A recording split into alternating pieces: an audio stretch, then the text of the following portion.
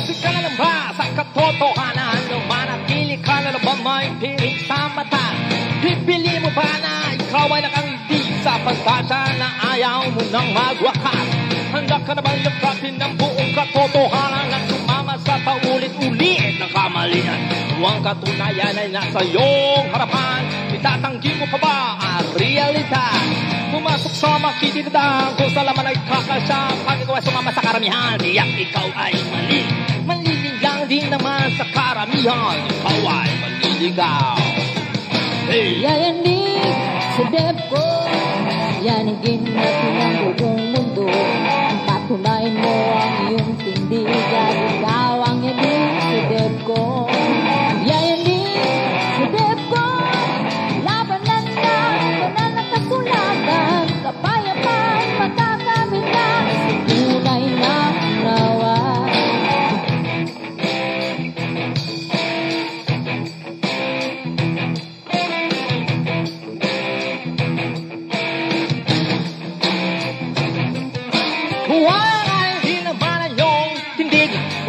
Pipilitin na maging saksi.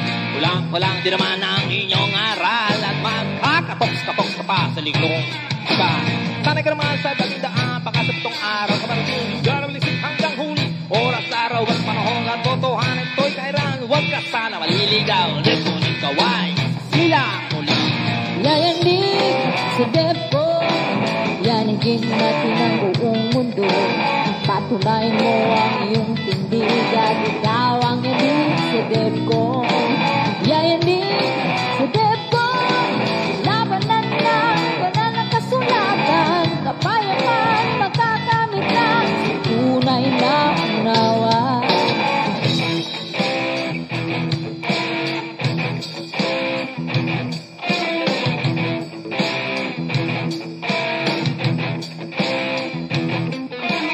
Mamahagi ay isang karangalan. Iba din naman. Magandang gabi sa lahat at welcome ulit sa Debaters Convention. At October 5, 2021, meron na naman tayong magandang debate. Halos alas 11 na ng gabi, no? Tuloy pa din yung Debaters Convention. At topic natin ngayon, alin ang sulpot, ang Seventh-day Adventist o ang Islam? Ang affirmative natin, affirmative first speaker. I-edit ko kamaya.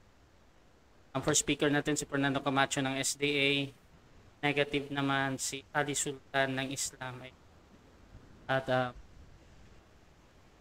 start yung explain muna natin yung ating rules. Meron tayong 10 minutes na unang pagpapahayag, first presentation, 7 minutes na first crop, 10 minutes na rebuttal, 7 minutes na second crop, 5 minutes. At ang ating rules, standard rules, again, ng debate convention. Ayan ko lang. Rule number 1 natin, ang lahat ng sagot ay kailangan sagot. Second, sumasagot ng at least 3 seconds, magsasabi na ang moderator. Categorical ang question, kailangan categorical muna bago magpanag ng kalampas ng hands. At ang admin at moderator ay sa seconds time na yan. Number 3 natin, kung categorical or hindi categorical.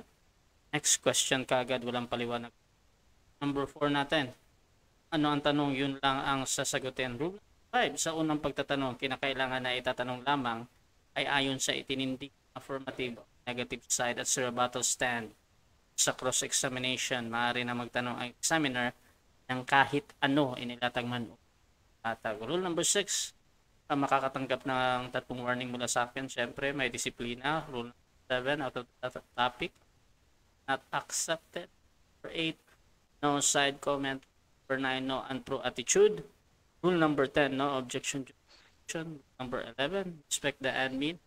At rule number 12 natin, ito lamang ang iral na patakaran bilang pagsasaayos ng debating ito. At sumasang-ayon ba ang ating first speaker dito, Fernando? Yes, sir. Yes, sir. Sumasang-ayon po. Okay, sumasang-ayon din ba ang ating second speaker, Bro Ali Sultan ng Islam? Yes. Okay. At tapo tayo sa ating pagpapakilala muna. Bigyan ko ng at least 30 seconds na mapakilala yung ating dobro. Kilala ka. Okay, isa pong mapagpalang gabi sa inyong lahat, mga kaibigan at mga kapatid.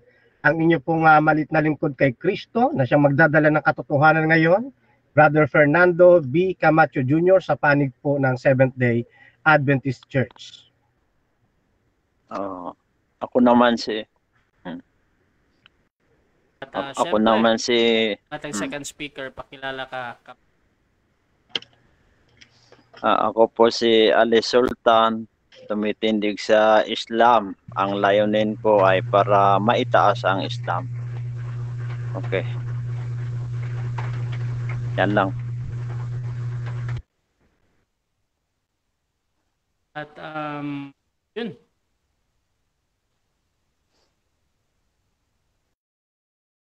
Na sila. Ako tayo sa first stand. 10 minutes sa unang pagpapahayag ng ating first speaker, Bro Fernando Camacho ng SDA. 10 minutes lang ba yan? 10 minutes lang tayo? Pang gusto nyo 15? Haba ba yan? Oo. Sige, 15. 15 tayo. So 15 minutes para sa unang first stand ng ating first speaker, Bro Fernando Camacho. Your time start now. Okay, at isa pong mapagpalang gabi muli, mga kapatid at mga kaibigan, maging dyan po sa atin pong mga kaibigang Muslim. Ano ho?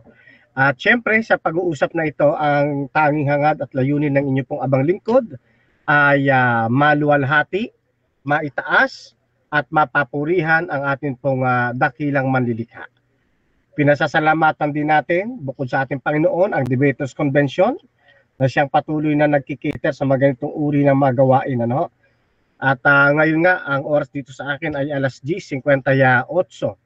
At nariyan pa ang Debaters Convention. At syempre kay kapatid na Russia na siyang matyaga, ano, na kumakatawan sa Debaters Convention at siya rin ang moderator at timekeeper sa pagkakataong ito.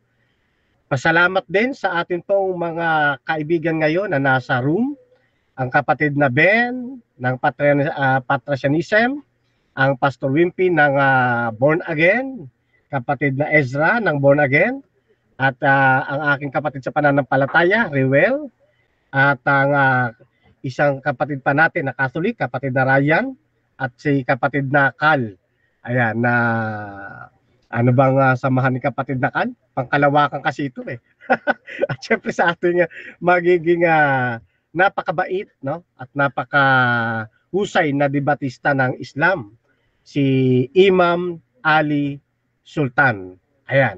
So sa pagkakataon pong ito, ako ho ay tatayo, no, sa panig o sa paksa na ang Seventh-day Adventist ay hindi sulpot na iglesia. Kundi na niniwala ako, base na rin sa aking mga sinagawang pag-aaral at pananaliksik sa Islam, na ang Islam ang siyang sulpot na pananampalataya. Ano ho? Ayan. Ano katunayan na ang Seventh-day Adventist ay hindi sulpot na iglesia? Una, dapat ho nating malaan, kapag sinabi pong Seventh-day Adventist, ito po ay hango sa kanyang katangian. Titulo na hinango sa kanyang katangian na naiparehistro noong 1800 sa pagkatinihingi ng pamahalaan. Yun pong Adventist, ang ibig sabihin ay naghihintay sa pagbabalik o sa pagparito ng ating Panginoong Jesucristo. Pag sinabi namang seventh day, ito yung mga taong nangingilin ng araw ng Sabat o ng ikapitong araw ng Sabat sa loob ng Sanlinggo. Kaya ibig sabihin, pag sinabi pong Seventh-day Adventist Church, sila po yung mga tao na nangingilin ng araw ng Sabat at naghihintay sa ating Panginoong Jesucristo. Ngayon, kailan umiral yung mga katangiang ito sa isang mananampalatayang sa Diyos? Yan ho mga kapatid, umiral na ho mula pa sa lumang tipan. At kung mapapansin po ninyo ang Kapitulo 2, talatang 1 hanggang 3 ng Aklat ng Heneses, pagkatapos na likhain ng Diyos ang buong mundo, 10 ng tao, ang Diyos anya'y nagpahinga sa ikapitong araw na kanya itong binasbasan, pinagpala, pinabanal. Aling araw po ito? Yun pong ikapitong araw ng sanglinggo na sa panahon nating ito, tinatawag nating Saturday. Nasa ibang bersyon ng Biblia, yan po'y araw ng Sabado, hindi ho Biyernes. At yung terminong pagpapahinga dito, hindi nangangahulugang napagod ang Diyos, kundi dahil tapos na ang kanyang gawaing paglalang. Ano? Yan.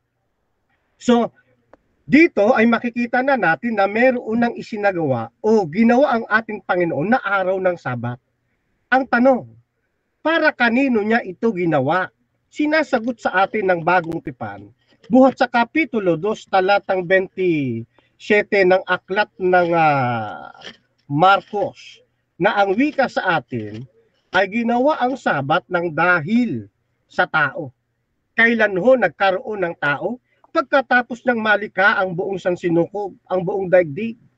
Ang sabi rito, ginawa ang Sabat ng dahil sa tao. Sa makatwid doon sa Kapitulo 2, 1 hanggang 3, ginawa ng Panginoon ang Sabat na ito para kila Adan at Eva at sa mga susunod pang mga lahi ng mga tao. Kaya dito pa lamang mga kaibigan, mga kapatid, naniniwala kaming sila Adan at Eva nangilin din po ng araw ng Sabat sapagkat ito ay ginawa ng Diyos para ho sa kanila. Ano? Yan. Ngayon, may paghihintay ba sila sa ating Panginoong Jesucristo? Meron ho mga kapatid. Kapag susubaybayan ninyo ang dako ng pag-aaral na ito sa Aklat ng Heneses, mapupunta kayo sa Kapitulo 3, talatang 15, na yan ay tumutukoy sa pagdating o sa hula na mayroong Kristong darating. Ano ho? Yan. So sa makatwid, umiiral na yung katangian ng Seventh-day Adventist sa panahon pa ng lumang tipan. Anya lang sa pagkakataong ito, hindi pa sila tinatawag na iglesia sapagkat ilang tao pa lamang sila. Dumating ang panahon mga kapatid, nang dumami na ang tao, tinawag na ho silang iglesia sa ilang. Na ang katangian pa rin yan, nangingili ng araw ng Sabat, naghihintay sa ating Panginoong Jesucristo. Ayan, ano ho? Ngayon, isa pa sa ipinaghihintay ng mga tao sa lumang tipan, mababasa po ninyo naman sa Aklat ng Job, na hinihintay nila ang pagbabalik ng ating Panginoon. Sa layuning gusto nilang makita ang Diyos sa pamamagitan ng kanilang katawan. Kaya ho, ang Seventh-day Adventist hindi lamang umiral noong 1800s, ito po ay for the very beginning ng paglalang ng Diyos ay naroroon na po ang mga taong nangingili ng Sabat, naghihintay ng ikalawang pagparito, ng una at ikalawang pagparito ng ating pong Panginoong Jesucristo. Kaya ho, kung sino ho ang sulpot, sa una kong tindig na ipakita ko sa inyo, umiiral na kami sa mulat-mula pa. Ngayon, yun bang Islam? Sila ba ay sulpot? Ang sagot ho natin, sulpot ho sila. Bakit natin nasabing sila'y sulpot? Tandaan ho ninyo mga kaibigan, mga kapatid, ang Islam po ay namayagpag lamang noong 7th century. Sa mga unang bahagdan ng mga taong ito, mula 6th century AD, pababa, wala hong namamayagpag na Islam. Ang tawag ho sa panahong yaan, pre-Islamic. Ano ibig sabihin ng pre-Islamic? Ang ibig sabihin po niyan, naunang pananampalataya bago lumitaw ang Islam. Ano ang pananampalataya noon nang wala pa ang Islam? Ayon po sa The Islamic Invasion sa pahina 51, noon, maraming mga tribo. Isa po sa mga tribong ito, yung Quraysh tribe. na kung saan si Muhammad ay dito nabibilang. Dito siya sa tribong ito ipinanganak, na ang tribo ng Quraysh tribe ay isa pong pagan tribes, isang paganong tribo, sumasamba sa hindi tunay na Diyos.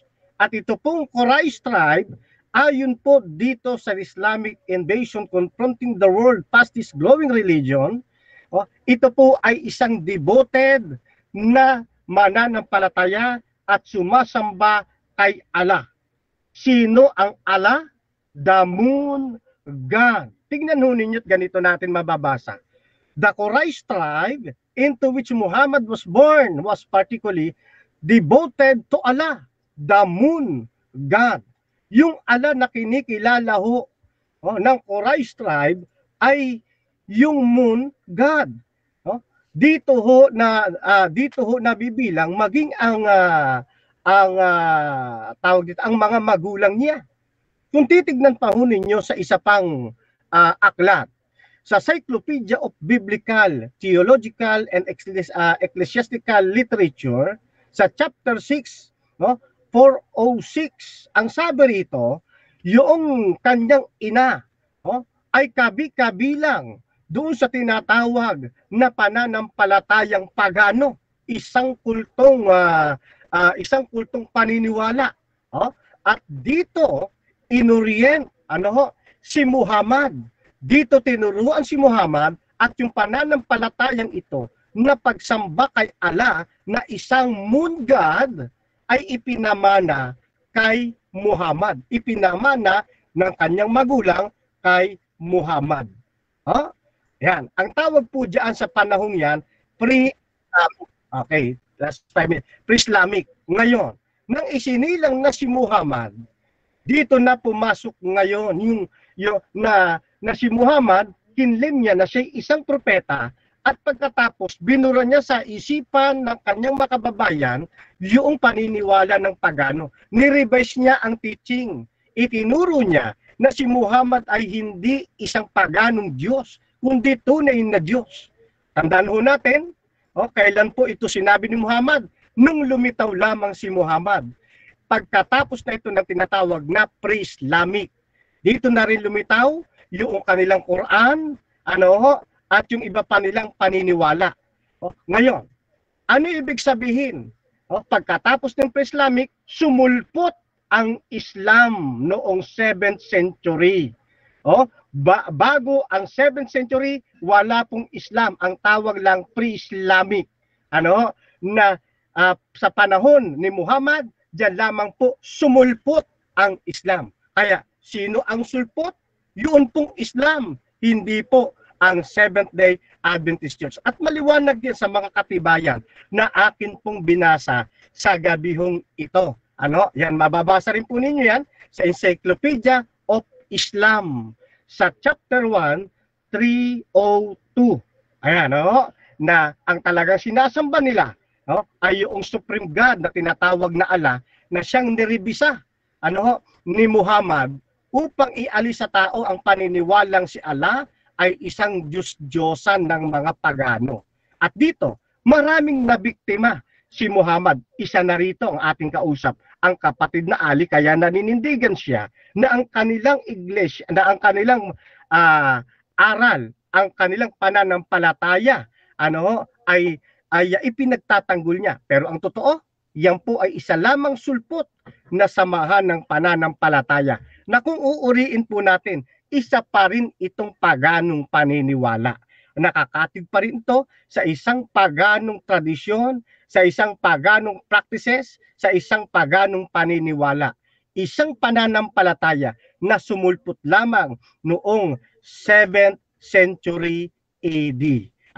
At hindi umiral sa panahon ng luma, bagong tipan. Kaya kung meron pong naunang pananampalataya, yun ay ang Seventh-day Adventist, hindi ang mga sulpot na kaibigan nating Islam. Sana kung may nakikinig sa gabing ito ng mga Islam, huwag po kayong magagalit. Kundi, tanggapin ninyo ang buong katotohanan, mga kapatid at mga kaibigan, na ang inyong pananampalataya ay isa lamang sulpot na pananampalataya. Ngayon, sapagkat nalalaman ni Muhammad yung katuruan ng mga Hudyo, katuruan ng mga Kristiyano, hindi niya matatakasan na bago pa sila sumulpot, may nauna na rin silang paniniwala na Trinity. Kinopya ng mga paganong pre-Islamic yung paniniwala ng mga tao ng Diyos tungkol sa Trinity. At yan po ay inilabas at yan po ay paniniwala doon sa anak ni Allah, na sila Al-Lat, Al-Uzza, and Manat. Ito po yung Trinity ng pre-Islamic, na nung sumulpot si Muhammad, nagturo ng bagong pananampalataya, nireject niya ngayon yung Trinity ito. Pero hindi niya matatawaran, hindi niya mababago ang kasaysayan na may Trinity na silang paniniwala. Niribisa lang niya nung isulpot niya ang pananampalatayang Islam. At alam ko, alam ng kapatid na Imam Ali Sultan ang kasaysayang ito. Kaya kapatid na Ali Sultan, mariin kong pinaninindigan na kayo po bilang mga sa panig ng Islam ay isa lamang sulpot na pananampalataya. Na merong nauna pa sa inyo, yan ay walang iba, kundi yung pre-Islamic, na siyang gumagaya sa tunay na mga mananampalatayang nasa Biblia, na ang katangian, nangingilin ng Sabat, at naghihintay sa ating Panginoong Jesucristo. Kaya maliwanag po yan sa atin pong tindig. At ito pa, noong wala pa, nung hindi pa sumusulpot noong 7th century ang Islam, wala pa hong Quran, wala pa hong nire-recite na Quran. Kailan lamang ito na nagkaroon? Noong pong pumasok na o sumulpot na ang Islam. Maraming salamat po. Okay, so dyan natatapos ang unang pagpapahayag, first presentation ng ating first speaker, Brother Fernando Camacho ng SDA. At sa mga bagong pasok sa ating live, ang topic pala nila na pinag-uusapan ngayon, alin yung sulpot, yung Seventh-day Adventist o yung Islam. So dako tayo sa 7 minutong pagtatanong. 7 minutes, bro. Ali, your time start. Question, bro, now.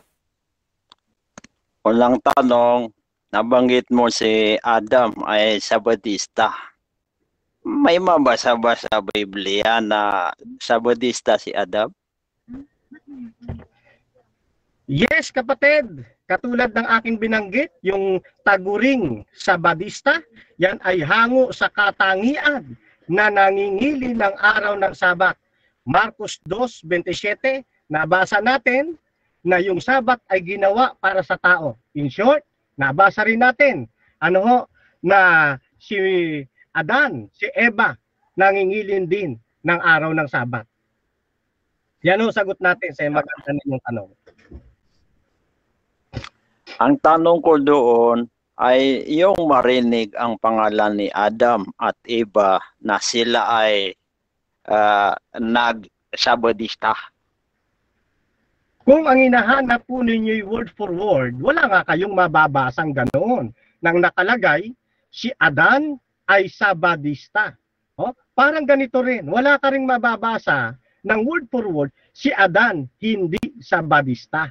Kaya ang pagbabasa ng Biblia, hindi lamang titik sa titik, kundi maging sa espiritu nito. Yamang nabasa natin sa Marcos 2:27 na ang Sabat ay ginawa ng Diyos para sa tao, dapat mong unawain, ginawa rin ito para kay Adan. Question, nabanggit mo kanina na ang Diyos ng mga Muslim ay Moon God.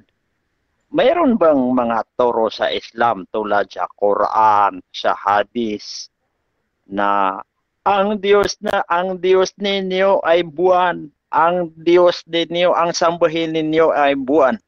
Kung mayroon o wala sa Quran, mayroon o wala? Wala hong mababasa sa Quran sapagkat ang pananampalatayang Islam nang siya ay sumulpot, nirebisan niya ang mga turo ng pre-Islamic era.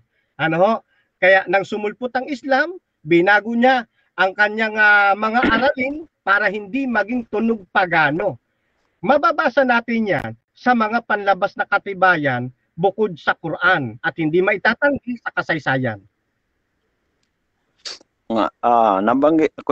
nabanggit mo kanina ang Islam ay lumabas lang sa 7th century. Ang tanong ko, wala ka bang narinig na si Abraham ay Islam? Meron Sa akong Quran. narinig. Tapos na ba? Oh, yes. Okay. Meron akong narinig ayon sa turo ng mga sulpot na Islam. Pero before 7th century, wala ho kayong mababasa sa alinmang pangkasaysayang aklat na si Abraham tinawag na Islam. Dahil wala pang Islam sa panahon yon. Ang panahon yon tinatawag na pre-Islamic era. Pag sinabing pre-Islamic era, wala pa ang Islam o bago lumitaw ang Islam. Kailan lumitaw? 7th century. Okay, ang tanong ko, sabi mo kanina, si Lat, si Uzza, si Manat ay mga anak ng Allah. May mabasa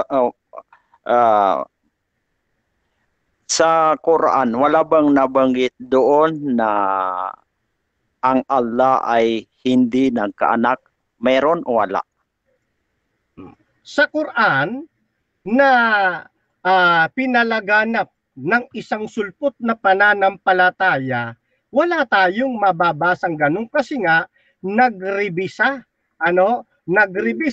ang pundador ng Islam. Pero sa isang bahagi ng Quran, isa sa membro ng tatlong yun nabanggit. Ulitin ko ang question.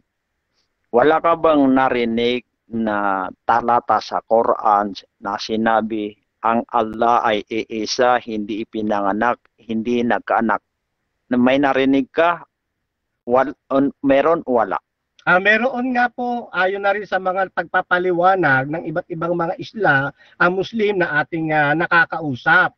Pero yan po kasi nga ginagamit ninyong Quran, hindi po yan umiral bago magkaroon ng Islam noong 7th century. Wala ring nagre-recite niyan bago pa ang 7th century. Kailan lamang po yan lumitaw? Noong 7th century. Okay. Ang tanong ko, si Ellen G. White, siya ba ang founder ng SDA? Hindi po, kundi isa siya sa mga founder. Magkaiba yon. Pag sinabing si Ellen G. White ang founder, lalabas na siya lang mag-isa. Pero pag sinabing isa siya sa mga founder, ibig sabihin, marami sila. Bakit siya napasama sa pagiging pundador? Sapagkat isa po siya sa mga pangunahin. Samantalang... Okay. Si Ellen G. White, siya ba ay propeta? Yes, kapatid, naniniwala kami. Ang kapatid na Ellen G. White ay tinawag sa gawaing pagkapropeta. Hindi katulad ng mga sulpot na pananampalatayang Islam, hindi tinukoy sa Biblia na siya'y tunay na propeta, kundi isang bulaan lamang. Na siyang mababasa natin sa unang Juan, Kapitulo 4 at 1. Pero yung gawain ng propeta, Question, itong si Ellen G. White, taga saan ito? Bakit niya itinatag ang SDA? Taga saan siya? Siya po ay taga saan nga ba ito si Miss White? Check ko muna mamaya para hindi ako magkamali, bagamat meron nang nasa isip ko. Pero doon sa sinasabi ninyong itinatag niya, maliho. Hindi niya ho itinatag yung pananampalatayang Seventh-day Adventist. Next question. Tila isa siyang arkitekto. Question, kaya kung nasabi na itinatag niya, kasi sinearch ko sa Google, 4 sila yung nakasulat doon, pero nangunguna si Ellen G. White. Time na. Okay. Okay, so dyan natatapos ang ating unang pagtatanong. Siyempre, dapat tayo sa ating second speaker sa kanyang 15 minutes na pagpapahayag patungkol sa topic na alin ang sulpot, SDA or Islam. Proceed, Bro Al. Okay. Alhamdulillahi Rabbil Alamin. Ang pagpupuri at pasasalamat ay kay Allah lamang, na siya ang Diyos ng lahat ng mga nilikha. Ang topic namin ay alin ang sulpot, Islam ba o SDA? Itong Islam ay hindi sulpot. Mali yung kanina sinabi niya lumitaw daw sa 7th century. Hindi yan lumitaw sa 7th century dahil yung mga unang mga propeta ay lahat sila mga Muslim. Nabanggit yan sa Quran. Kahit i-search sa Google, yung mga propeta ng Islam, lalabas doon yung 25 prophets. Naunguna doon si Adam. Kahit i-search sa Google, who first prophet in Islam, ay lalabas doon si Adam. Kaya dati na ang Islam, nagsimula yan kay Adam. Kahit i-search sa Google, who built Mosque Kaaba, lalabas doon si Abraham. Kaya itong Islam, dati na ito, sa Quran, si Abraham ay isang Islam, Muslim, sa Quran 22:78. Maraming mga talata sa Biblia, lahat ng propeta, si Noah, si Moises, mayroon na yung mga kwento sa Quran. Kaya itong Islam, hindi ito baguhan. Tulad yung nabanggit sa Quran. Sa Quran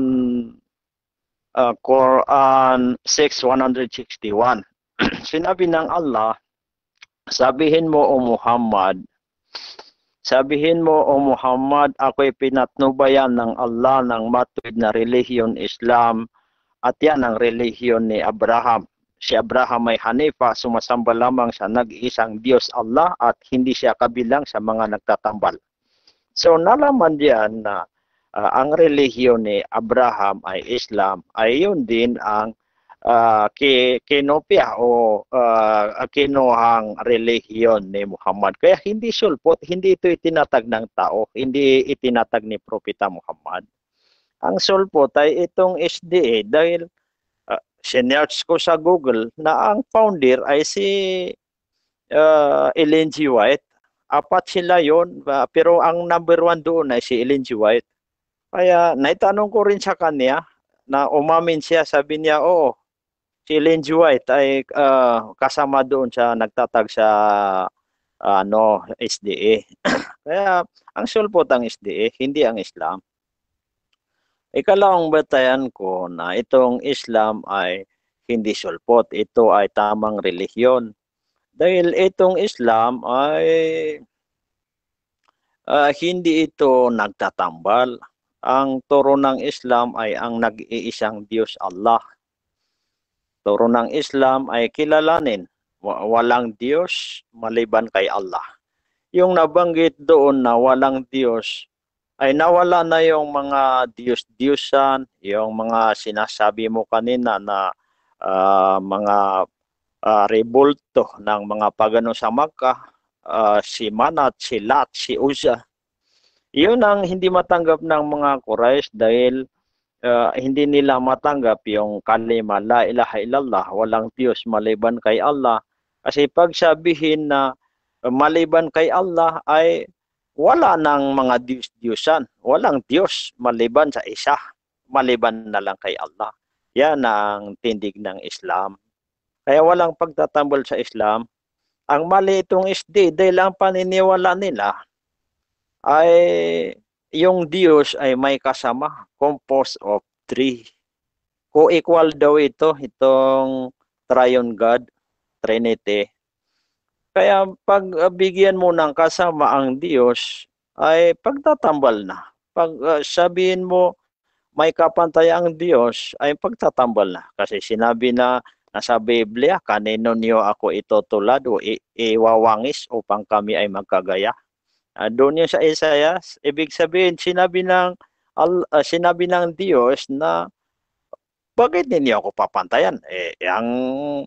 SDA, yung pananampalataya ng SDA, Trinity, pinantayan nila ang Diyos. Yung uh, tatlo yon, tatlong personal na yon, magkaiba-iba sila na magkakapantay-pantay na mga Diyos yon, Diyos na Ama, Diyos na Anak, Diyos na Espiritu.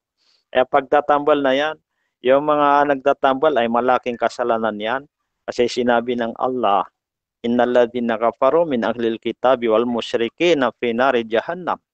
Ang mga taong tumanggi kay Allah at yung mga taong nagtatambal ay sila ay ibubulit sa apoy sa impyerno. Kaya masakit yan.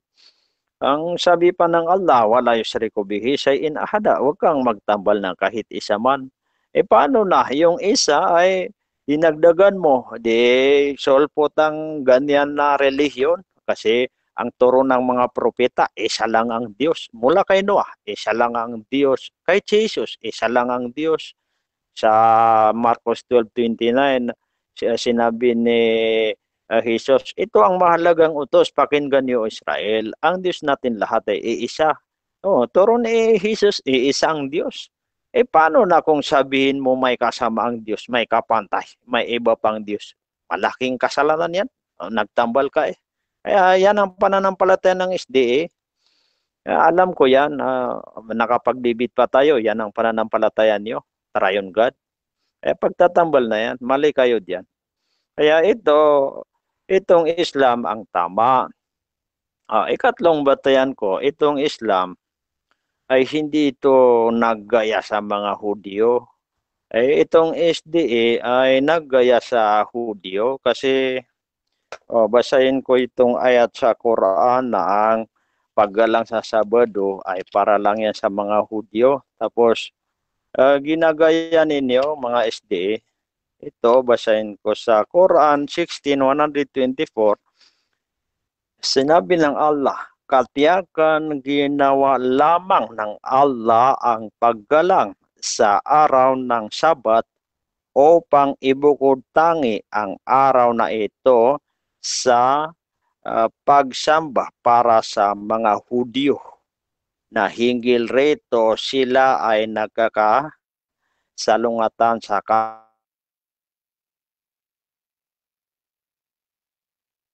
kanilang mga propeta na pinili nila ang araw ng Sabat bilang kapalit ng Biyernes. Na ang araw na ito, Biyernes, ay talagang pinag-utos sa kanila na igalang.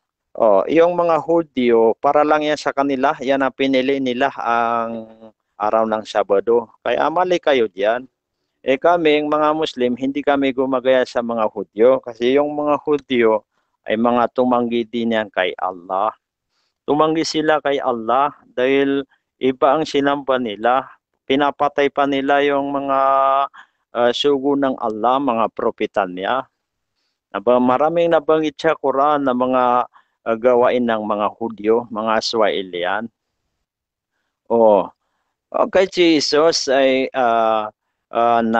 nabanggit siya din sa Quran na nangangalandakan yung mga Hudyo dahil napatay daw nila si Jesus. Ngunit sinagot sila ng Allah ay hindi nila napatay at hindi nila naibayubay sa cross dahil ang napatay nila ay kawangis ni Jesus. Kaya yun ang nangyayari. Yung mga Hudyo na yan, yan ang ginaya ng SDA. Kaya sinasabi ko na sulpot ang SDA dahil hindi naman para sa kanila ang sa Sabado, paggalang sa Sabado. Mayroon pa akong napanood sa YouTube yung nagtatalakayan ng Islam at pastor.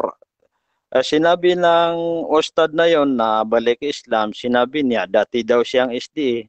Kaya doon siyang umalis sa SDA dahil nalaman niya na ang Sabado ay para lang sa mga Hudyo.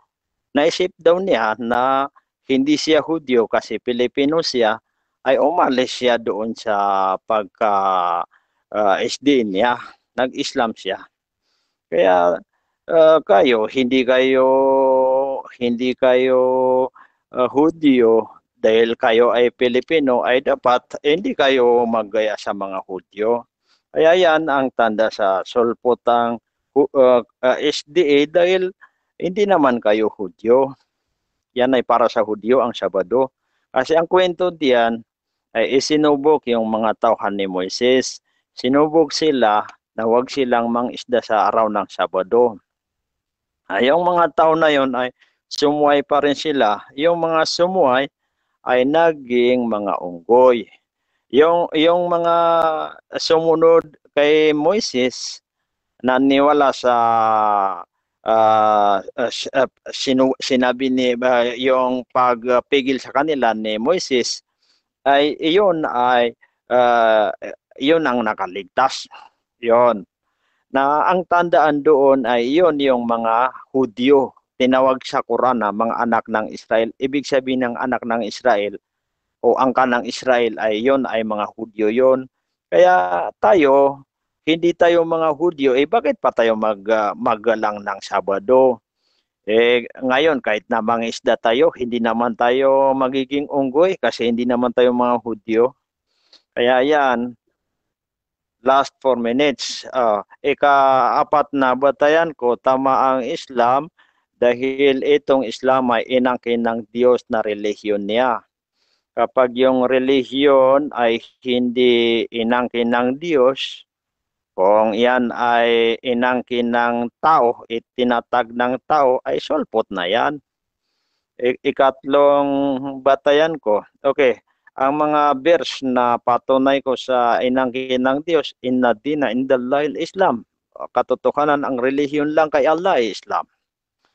Wa may yabtagi gairal Islam adina fala yuqbala minhu wa huwa fil akhirati minal khasirin. Sino man ang maghanap ng ibang relihiyon na labas sa Islam ay siya ay malulugi sa kabilang buhay. Hindi tatanggapin, malulugi siya, maimpyerno siya. Kaya kailangan gusto ko makalatag din ng aking katunggali na pag hindi ako mag-SDA ay maiimpyerno ako. Gusto ko din makalatag siya ng talata na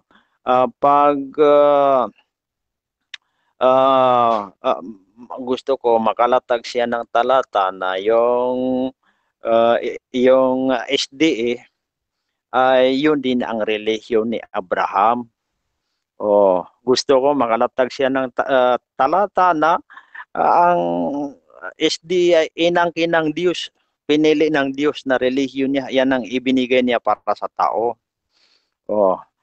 Ikatlong batayan ko ay itong Islam ay relihiyon ng lahat ng mga propeta. Nabanggit sa Quran, Quran 16:36, sinabi ng Allah, ang bawat panahon ay sinuguan ko ng mga propeta na sinasabi nila sa mga tao, sambahin niyo ang Allah at layuan ninyo ang pagtatambal, pagsamba sa mga rebulto, mga Diyos-Diyosan. Yan ang turo ng mga propeta na pinipigilan nila yung mga nagtatambal. Kaya nga si propeta Abraham ay winasak niya yung mga rebulto sa panahon niya. Ganon din si Muhammad, winasak niya yung mga rebulto ng mga pagano sa Makkah sa panahon niya. Dahil pinipigilan niya yung mga taong mga nagtatambal. Kaya yan ang batayan ko sa Islam, lahat ng propeta ay Islam. Kaya itong katunggali ko, gusto ko din makalatag siya ng verse na itong SDA, yung mga propeta ay sila ay mga SDA. Yan. Ika-anim na batayan ko ay itong Islam. Last 1 minute. Salamat, Brother Rasya. Itong Islam ay walang kolektahan ng pera. Tuwing may dasal sa Biyernes, walang kolektahan. Tuwing may ikakasal, walang kolektahan. Tuwing may namatay, walang kolektahan. Dito sa SDA, ay ang kamalian nila ay involved sila sa kolektahan ng pera. Kasi nakikita naman, nakatayo sila ng mga eskwelahan, mga hospital na sarili nila, mga simbahan nila. Dahil involved sila sa pangulikta ng pera. Pag ganyan na relihiyon na involved sa pangulikta ng pera, ay yan ay sulpot na relihiyon. Pero itong sa Islam, ay walang yan ang relihiyon ng mga propeta. Isa lang relihiyon ng mga propeta, yan ang Islam. Hindi pwede marami kasi magdidibit sila kahit dumating sila sa harap ng Diyos sa araw ng paghukom. Kung maraming relihiyon nila, ay magdidibit sila. Ngunit ang totoo, iisa lang ang relihiyon nila, yan ang Islam. Kasi nabanggit sa Quran, sila ay mga Islam. Okay, salamat Brother Rasya. Okay, so dyan natatapos ang pagpapahayag ni Bro Ali sa Islam. So dako tayo sa 7 minutes na pagtatanong. Bro Fernando Camacho, 7 minutes bro. Okay. Your time start now. Okay, so good evening kapatid na Ali. Magandang gabi din. Oo.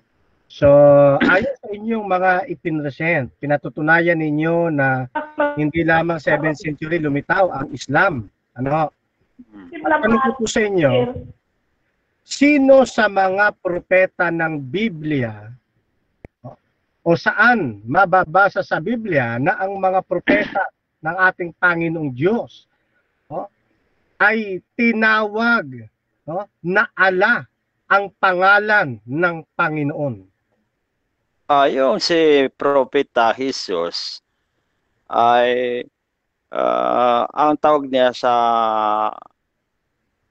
Diyos ay Allah. Kung basahin mo yung Arabic Bible, ay Allah ang nakasulat doon. Kaya yung pagtawag, di ba, mayroon siyang tawag doon na Ele, yun ay Allah. Okay, next question.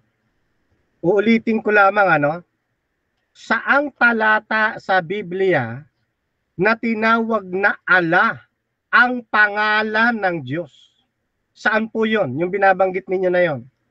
Sa Arabic Bible, yung Biblia na sa Indonesia at sa Egypt, meron silang Biblia na Quran. Ang pangalan doon na itinawag ni Jesus ay Allah. Stop mo na.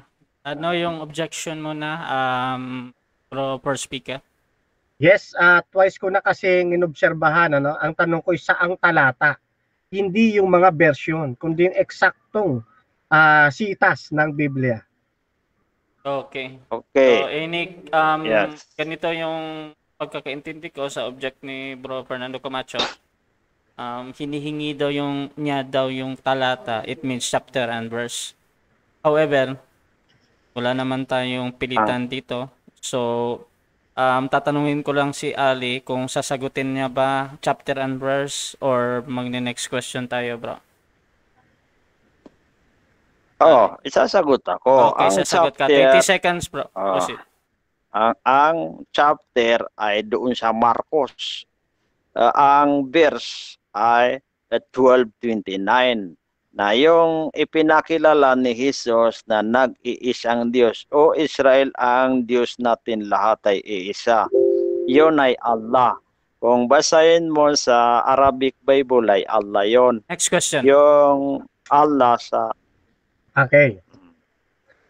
Tanong ko po, yan pong Mark 12:29, tungkol doon sa sinasabing Diyos na binabanggit ninyong Allah, ito ba ay pangalan ng Diyos o descriptive term? O pangalan ng Diyos ang Allah. Yung sa Marcos 12:29 ay si Allah yon dahil nag-iisang Diyos ang Allah. Tapos yung ipinakilala doon ni Jesus ay nag-iisang Diyos. Pero mayroon ding mga talata sa Biblia na may anak ang Diyos. Iyon ay hindi Allah yon, yun ang Yahweh o Jehovah. Next question. Maliban sa talatang ito, mayroon pa bang ibang talata sa Old Testament naman tayo na yung pangalan ng Diyos tinawag na Allah? Yes, mayroon sa Arabic Bible kasi na-search ko pa yan. So doon sa Genesis, ang pangalan doon ng Diyos ay Allah. So Arabic Bible, yun ang Allah. Yan ang sagot ko. Okay. Okay, next question. Okay.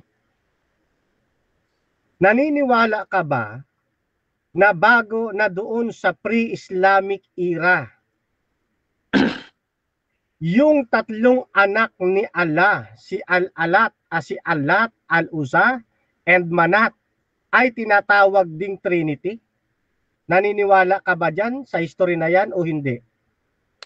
Hindi ako maniniwala diyan dahil yung tatlo ng mga malalaki, 360 idol yung mga sinasamba ng mga pagano. Ayun. Tapos ang malaki doon yung tatlo. Next yung Okay. Next question.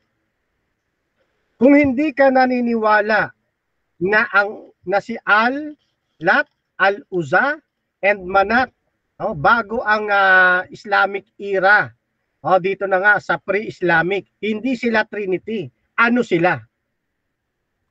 Sila ay hindi sila tinawag na Trinity. Yun ang mga malalaking mga ribulto nila. Yung Manat ay doon yun sa Taif, mas malayo yun sa loob ng Makkah. Kaya nga hindi yun Next question. Tinawag na Trinity. Next question. Okay. Next question. So dito sa Genesis chapter 26 verse 5. Tinatanggap mo ba na yung mga lingkod ng Diyos, sinusunod nila ang utos ng Diyos? Yes or no? Hindi ko po sasagutin yan dahil hindi ko naglatag ng tungkol sa Genesis. Next question. Next question. Next question. Okay. Revise ang tanong. Tinatanggap mo ba na yung pong mga lingkod ng Diyos ay sumusunod sa lahat ng utos at tagubili ng Diyos? Yes or no? Yes. Yung mga ibig sabihin ng lingkod ng Diyos, yan yung sumusunod sa kautusan ng Diyos. Alipin niya ng Diyos. Kaya yan ang sumusunod sa mga kautusan ng Diyos. Lahat ng utos ng Diyos, Next basta lang hindi Okay, next question. pagtatambal. Dahil sa sinusunod nila ang lahat ng utos, tagubili ng Diyos, tanggap mo ba na yung utos na ipangilin mo ang araw ng Sabat, sinusunod rin ng mga Hudyo? Yes or no? Yes. Tanggap ko na yung mga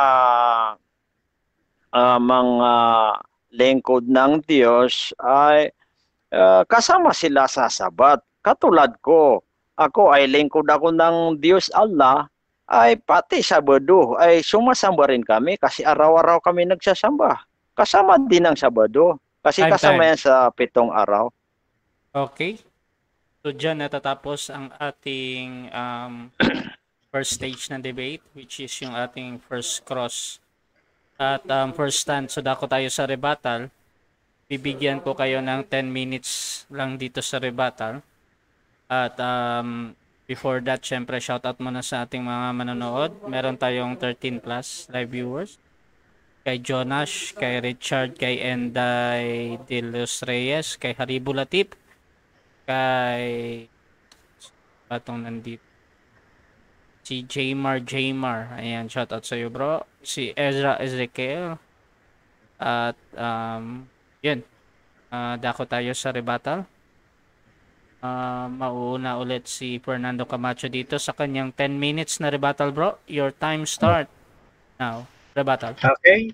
At isang kakatuwang bagay mga kapatid, nang tinanong natin, lahat ba ng lingkod ng Diyos sumusunod sa utos, tagubili ng Diyos? Sagot niya po ay yes. So, at syempre, kabilang doon sa pagpapatibay na rin niya yung pangingilin po ng araw ng Sabat. Pero wala kayong mababasa na iniutos na ipangilin araw ng Friday. Ano? Wala rin kayong mababasa na yung Friday, binasbasan, binanal, at ipinangili ng Diyos. Wala ho. Yan ay lumitaw lamang ng sumulpot ang mga Islam noong 7th century. Wala hong aral na Friday ang gagamitin para sa Panginoon. Ano ho? Yan, mula sa luma hanggang bagong tipan. Kaya dito lumalabas ho, talagang sulputo sila eh. Pero yung mga taong sumusunod, nangingili ng araw ng Sabat, umiiral na sa lumang tipan pa. Sapagkat yan ay katangian ng tunay na bayan ng Diyos. Kaya ang Seventh-day Adventist, hindi siya sulpot, kundi siya ay kabahagi ng naunang iglesia doon sa Old Testament. Ngayon, anong kaugnayan ng Seventh-day Adventist noong 1800s? Samantala, ang bayan ng Diyos tinatawag na iglesia ng Diyos sa ilang, sa lumang tipan. Nakita ng Diyos na yun pong mga saserdote nito, no? Yun pong mga propeta nito ay laging nagkakamali sa kanilang puso. Lagi silang nagiging masuwayin. At dahil ang iglesyang yan nalulugmok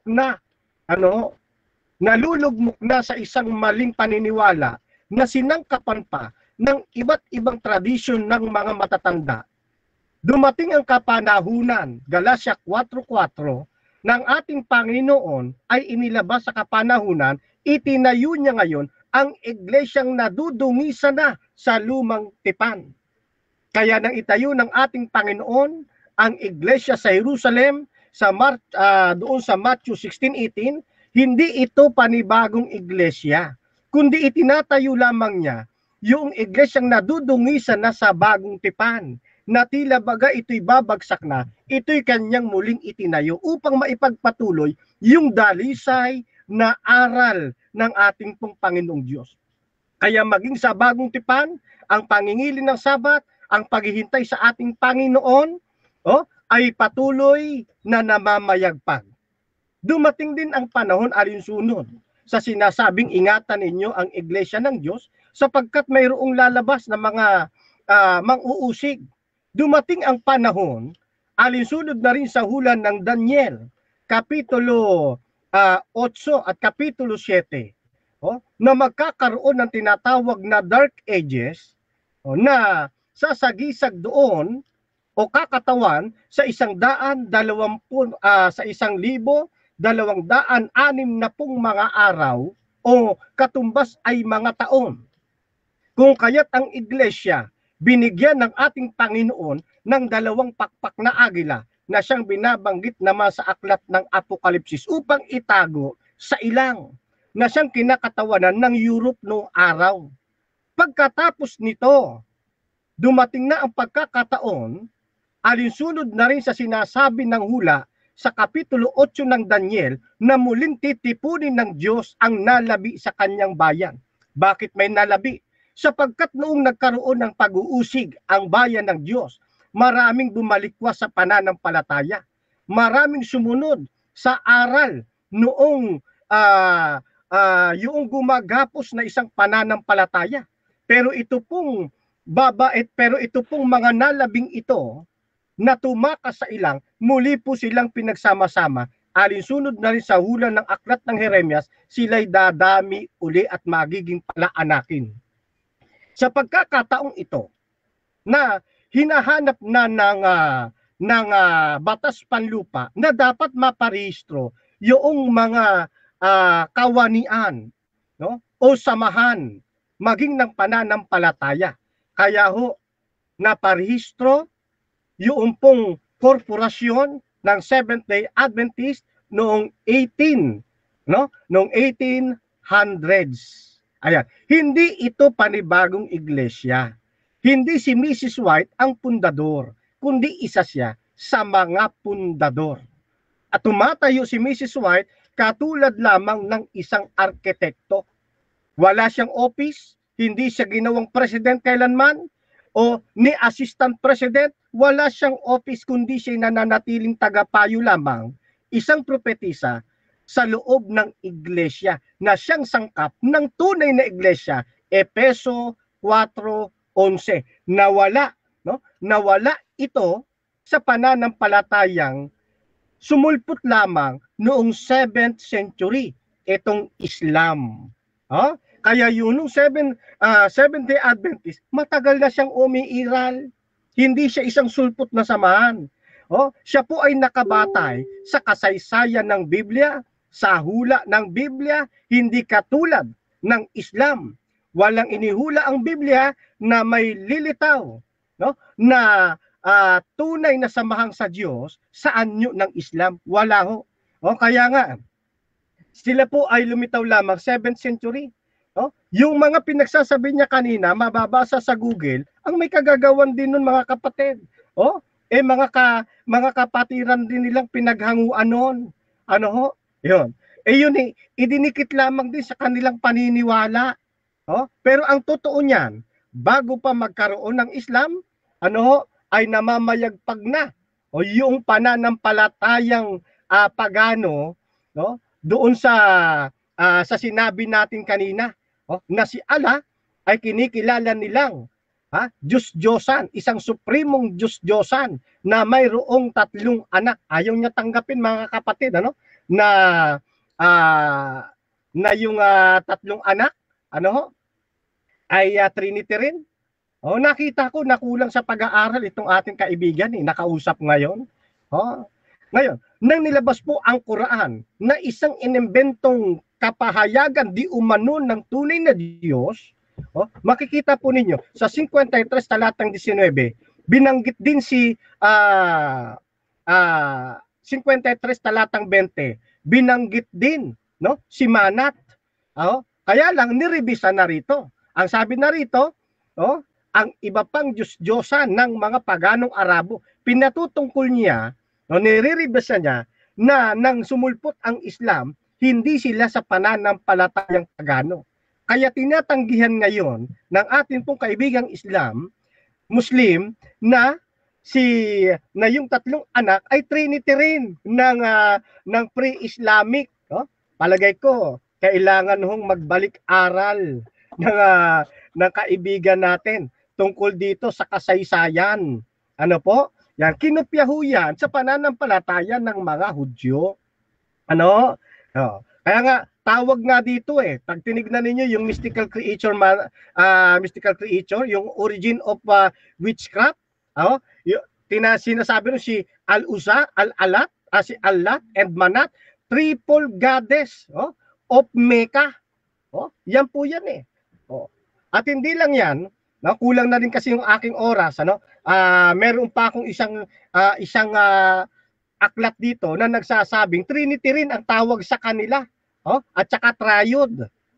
Yan, pero next time na yan mga kapatid. Ngayon, nung sumulpot na ang Islam, nang sumulpot ang pananampalatayang Islam nung 7th century. Yan, mababasa po ninyo sa kasaysayan din, na nagkaroon ng pagdededicate sa Diyos-Diyosang si Al-Uzza, na ito ay dinestroy naman ni Khalid ibn Al-Walid. Yan, nang makonquest nila yung Mecca noong January 730 AD. Katibayan lamang yung kanilang pinanggalingan, kasi yun ang namamalagpag yung pre-Islamic sumulpot ngayon sila mula sa pre-Islamic. Binago nila ngayon yung kanilang paniniwala. Kaya lahat po ng kanyang binabasa sa Quran, sablay lahat yun. Kasi isa lamang yung inimbentong aklat ng sumulpot na pananampalatayang Islam. Hindi katulad ng Seventh-day Adventist na nanatili ngayon, kolektahan daw ng pera. Yung sa amin nakabase sa Biblia, 3 Gs ng malakyas. Yung sa kanila, ang tawag sakat, pangongolekta rin ng pera yon. Saan nakabase yung sakat nila? Sa kanilang inimbentong Quran. Pero wala ho sa Biblia. Kailanman ang propeta ng Diyos hindi tinawag na Allah ang pangalan ng Diyos. Wala ho tayong mababasa sa Old and New Testament na ang pangalan ng Diyos ay Allah. Wala hong ganon mga kapatid. Turo lamang po yan ng sumulpot na pananampalatayang Islam noong 7th century. Kaya nga nang ginawa yung kanilang Quran eh. Nang hinokus-pokus ito eh. Nang dinoktor ito eh. Sinunog lahat tapos gumawa ulit ng panibagong Quran. Tapos pinapalabas nila na yung original nasa mga pagtatago pa nila. Ano? Tinatanong natin kung pwedeng makita, hindi raw pwedeng makita. Ano? Ang klaseng pananampalataya ito. Samantalang, nabutan na po. Salamat. Okay, so dako tayo sa pagtatanong. Second cross ng ating second speaker, bro Ali Sultan. 7 minutes, bro. Ulit. Your time start. Now, tanong. Unang tanong, nabanggit mo kanina, yung mga propeta ay wala silang aral na pagsamba ng Friday. May mabasa ba sa Biblia na bawal sumamba ang mga propeta sa araw ng Friday? Mali po. Hindi ko sinabi na walang utos na bawal sumamba ng Friday. Ang sabi ko, wala tayong mababasa na yung Friday binanal, binindisyonan at ipinangilin. Sapagkat ang utos, ang ipangingilin araw po ng Sabat. Tungkol naman sa usaping pagsamba, Roma 12:1, lahat ng araw, minuminuto, dapat tayong sumamba sa Diyos. Magkaiba po ang pangilin at pagsamba. So, inamin mo na kahit Biyernes ay sumasamba yung mga propeta. Yes, kahit Biyernes sumasamba ang mga propeta, pero mapapansin ninyo, iba ang way of worship nila. Hindi katulad ng mga sulpot na Islam noong 7th century, nagsisimula sa patayo ang kanilang dasal, tapos ay yuyuko, tapos ay uupo, luluhod. Walang ganun sa kanila. Okay, ang next question ko, ang SDA ba? Yan ba ay may mabasa ba sa Biblia na sinabi ng Diyos, ang pinili kong relihiyon o ang relihiyon ko ay SDA? Mayroon ba? Wala po. Sapagkat ang relihiyon, iba po sa SDA. Yun pong relihiyon, mababasa ninyo sa Kapitulo 1 ng Santiago, mga talatang 26 hanggang 27, itinuturo ito o nasa loob ito ng pananampalatayang SDA mula luma hanggang bagong tipan na hindi itinuturo Next question. ng... So, question, sinong umangkin ng relihiyon niya ang SDA? Si Ellen G. White ba? Hindi po.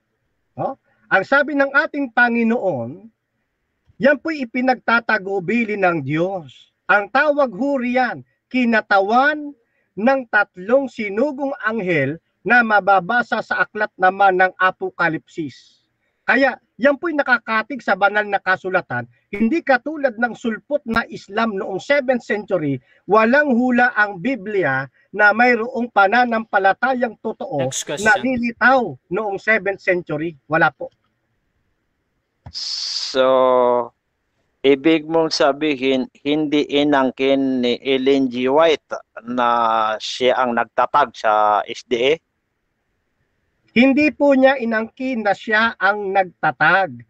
Si Ellen G. White ay tila baga isang arkitekto sa kanyang iglesia, dito sa iglesyang Seventh-day Adventist. Isa lamang po siya sa mga pundador na katulad po ni Apostol Pablo na nagtatag rin na tila baga isang arkitekto. Yan, nababasa naman natin yan sa aklat ng Biblia, Unang Korinto 3:6. Question ko, bakit sinearch ko sa Google ay ang founder ng SDA? Pati yung nabasa ko doon, ang number 1 ay si Ellen G. White, kaya si Ellen G. White lang ang natatandaan ko.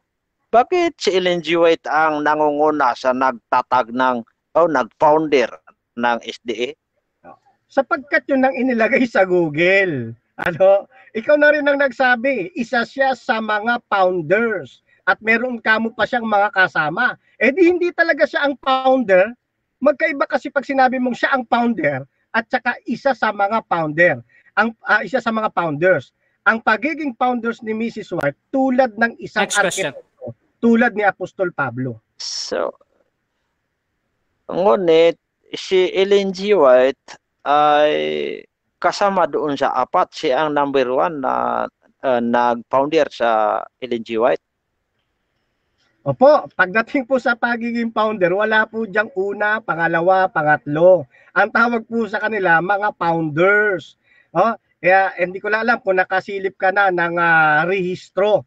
Ano, sa rehistro magkakasama yan sila. Siguro nabasa mo sa talaan, doon sa Google, sa Wikipedia, diyan ka siguro naniniwala, hindi naman yan standard reference. Ang Wikipedia, hindi Next standard reference. Tandaan po ninyo.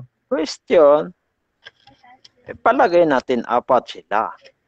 Pero kung yung apat na yon na mga founder ng SDA, kung ganun, sulpot ang SDA kasi may tinatag may nagtatag. Tama ako, mali? Mali Tama? po. Sabi ko nga, si Mrs. White tulad lamang ni Apostol Pablo na nagtatag ng local church. Mababasa po ninyo yan doon sa unang Korinto, Kapitulo 3 at 10 kung hindi po ako nagkakamali. Hindi siya nagtatag ng panibagong pananampalataya na katulad ng inyong iniisip. Question, may mabasa ba sa Biblia na si Noah ay SDA? Si Noah ay SDA? Oo. Yun pong letra por letra na inyo pong lumalabas sa inyo pong bibig, wala po. Pero yung katangian na kayo na mismo ang sumagot na yung mga lingkod ng Diyos sumusunod sa lahat ng utos at tagubilin ng Diyos, kasama si Noah ron. E di sa makatwid, nangingilin din si Noah alinsunod sa inyo ng magandang sagot kanina. Next question. Question, nalaman mo ba o narinig mo ba na sa panahon ni William Miller ay doon nagsimula ang SDA? Opo, hindi sa panahon ni William Miller, kundi sa panahon ng matapos si William Miller. Time. Salamat. Okay, so dyan natatapos ang ating second cross ng second speaker at syempre dadako tayo sa second speaker natin sa kanyang rebuttal. 10 minutes ito, Bro Ali Sultan ng Islam sa topic na alin ang sulpot, Seventh-day Adventist or Islam. 10 minutes, bro, rebuttal. Pasok.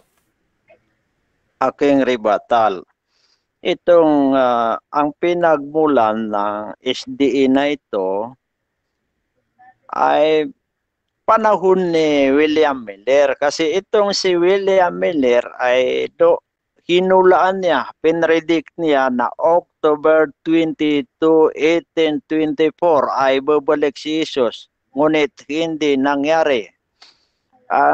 Nung hindi natupad ay sinabi ni Ellen G. White doon sa mga tauhan ni William Miller, mali si William Miller dahil si Jesus ay doon pumunta sa hulilan, sa banal na lupa na sanktuaryo ng Diyos. Kaya yung mga tao ay tumiwalag sila kay William Miller. Doon sila dumapig kay Ellen G. White. Doon nagsimula ang SDA. Doon dumami ang SDA. Kaya itinatag ni Ellen G. White. Sinearch ko pa sa Google ay si Ellen G. White ang nangunguna doon. Apat yung mga pangalan. Tingnan ko nga dito, baka naisulat ko yung apat na yon na founder ng SDA. Sige, ang importante, ang number 1 doon, si Ellen G. White. Yung ikalawa doon, pangalan, apelido din niya, White din. Yung dalawa doon ang hindi ko matandaan. Kaya yon itong SDA ay baguhan, sulpot kasi Iyon, nang pinagmulan niya yung mga tauhan ni William Miller ay naagaw ni Ellen G. White dahil yung mga tauhan ni William Miller ay nawala sila ng tiwala kay Miller dahil sabi nila nagsinungaling ito. Na yung sinabi naman ni Ellen G. White ay doon sila naniwala. Sabi nila tama ka Ellen G. White. Kaya doon nagsimula yung Ellen G. White. Kaya dumami yung SDA. Ayan. Okay. Yung mga tanong ko sa kanya, sinabi ko sa kanya, nabanggit mo tinanong ko sa kanya, si Adam ba SDA ba siya? Sabi niya walang word for word. Wala daw letra po letra na SDA siya. Meron siya mga dagdag doon sa pag-amin niya na walang mabasa na SDA si Adam ay basag na yung tindig niya. Ang napansin ko rin na atake niya ay ang dinidiyos daw ng mga Muslim ay moon god, astagfirullah. Walang ni isang Muslim na nakapagsabi na ang Diyos namin ay buwan. Wala. Kahit yung mga bata, babae, wala. Walang Muslim na sumasamba sa buwan. Mga haka-haka lang yan. May yan ay mga nababasa lang yan ng mga nagsusulat. Sinasabi nila na moon god ang Diyos ng mga Islam. Walang katotohanan yan. Wala. Mga guni-guni lang yan. Tinanong ko sa kanya, mayroon bang nabanggit sa Quran na ang Diyos ng mga Muslim o mayroon bang mabasa sa hadis na ang Diyos ng mga Muslim ay moon god? Wala naman eh. Wala siyang sabi niya walang mabasa. Umamin siya na walang mabasa sa Quran na ang Diyos ng mga Muslim ay moon god. Moon god. Yung atake niya, dumiretso yun sa kanal kasi hindi naman turo sa Islam. Walang mabasa sa Quran na ang Diyos ng mga Muslim ay moon god. Sabi niya, lumitaw ang Islam noong 7th century. Yun ang atake din niya. Tinanong ko siya, wala ka bang narinig na ang turo ng Islam ay tulad ni na Abraham ay Islam sila? Umamin siya, sabi niya, may narinig ako pero turo ng Islam. Yun daw. Pero doon, umamin din siya na may nabasa na yung before 7th century ay mayroon ng Islam kasi Islam si na Abraham eh. Mayroon niya sa Islam eh. Yan. Okay. Yung kanina, atake din niya si Lot daw, si Uzza, si Manat ay mga anak daw ng Allah. Ayun ay mga haka-haka yan. Tinanong ko sa kanya, may mabasa ba sa Quran na ang sinabi ng Diyos ay siya ay walang anak? Umamin siya, sabi niya, oo, mayroon sa Quran na ang Diyos ay walang anak. Ang Allah ay walang anak. Kung gano'n, sinabi ng Allah, wala siyang anak. Bakit mong ipipilit na anak niya itong Lat at Uzza, Manat? Yan yung mga Diyos na sinasamba ng mga pagano sa Makkah. Yan yung winasak ni Propeta Muhammad, yung mga rebulto, Diyos-Diyosan. Yung mga kuray sa Makkah, mga pagano, ay hindi nila matanggap yung turo ni Muhammad na La ilaha illallah, walang ibang Diyos, walang dapat sambahin maliban kay Allah. Dahil hindi nila matanggap dahil mawawala yung mga Diyos-Diyosan nila. Mawawala yung 360 idol nila na ang una doon ay si Lat, si Uzza, si Manat. Kaya hindi nila matanggap ang kaisahan ng Allah. Yan ang meaning ng tauhid. walang ibang Diyos maliban kay Allah. Kaya hindi nila matanggap dahil sumasamba sila sa mga Diyos-Diyosan. Kaya yan, sa Islam, walang pagtatambal. Mali yung akala niya. Sinabi pa niya, Trinity daw, si Uzza, si Lat, si Manat. Walang katotohanan yan.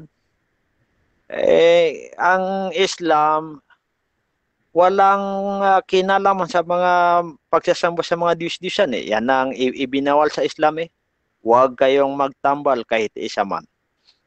Bakit mo gigiita itong Uzza, Lat, Manat? Yan yung winasak ni Propeta Muhammad. Hindi umubra yung atake mo. Hindi, yung sinabi mo pa, atake mo kanina, sabi mo, sinunog ang Quran. Hindi yan totoo. Kasi yung original ay nakatago doon sa asawa ni Propeta Muhammad na si Hafsa. Yung si Hafsa ay anak ni Umar na andoon nakatago. Ang sinunog nila ay yung nanggaling sa mga iba't ibang mga lugar kasi mayroon pang mga Quran. Last 2 minutes. Mayroon pang mga Quran na galing sa ibang lugar tulad ng France. Gumawa sila ng peking Quran. Sabi nila ito yung Quran. Nalaman ng mga Muslim kasi memorya pa nila ang Quran. Yan ang himala ng Quran na madaling ma-memorize. Maraming mga hafiz. Kaya nalaman nila na peke yun ang sinunog nila. Yan. Yung sinasabi mo rin na sa Islam ay mayroong kolektahan ng pera na tinatawag na zakat. Yun ay hindi yun para sa simbahan. Yun ay para yun sa mga nangangailangan na mga mahirap. Ang kinukuliktahan ay yung zakat, ang inobliga doon ay yung mga may pera, yung may mga kaya. Pero yung mga walang pera, walang maibigay na zakat ay hindi yun obliga sa kanila. Kaya hindi yan matatawag na kolektahan. Hindi yun obligado sa mga walang pera. Doon lang yun iniutos lang yun sa mga mga mayayaman. Kaya yan, hindi umubra yung atake mo na sinasabi mo na ang Diyos namin ay buwan. Sinasabi mo na may mga anak ang Allah. Sinasabi mo na Trinity din ng Islam. Sinasabi mo na sinunog ang Quran. Wala, hindi yan umubra. Kaya yan, itong ano pa yung mga sinabi mo kanina? Yung sabi ko, si Noah, siya ba ay SDA? Ang sagot niya, walang litrang 4 letra. Yung pag-amin mo na walang 4 letra, 4 letra, walang malinaw na SDA si Noah, ay basag na ang tindig mo. Pero sa Islam, ang mabanggit ko na ayat, yung sa Quran 3, Quran 7:59, Time. si Noah ay sugo ng Allah. Sinabi niya sa mga tao, sambahin niyo ang Allah. Kaya Muslim siya. Okay, so dyan natatapos ang rebuttal ng ating second speaker, Ustad Ali Sultan ng Islam. At ako tayo agad-agad sa ating 7 minutes na pagtatanong. Second cross ng ating first speaker, Bro Fernando Camacho. 7 minutes. Proceed, bro. Okay. Bro Ali, ano ang ibig sabihin ng pre-Islamic era? Yung wala pang Islam sa panahon ni Muhammad. Dahil ang nadatnan ni Muhammad ay hindi na yon Islam. Hindi sila Islam dahil ang sinasamba nila ay mga rebulto. Ang malaking rebulto nila ay si Lat, si Manat, si Uzza. Yon ang tinatawag na Jahiliyah, yung mga panahon ng mga mangmang. Okay. Nang makita ni Muhammad na sila ay sumasamba sa mga paganong Diyos-Diyosan na binabanggit po ninyo.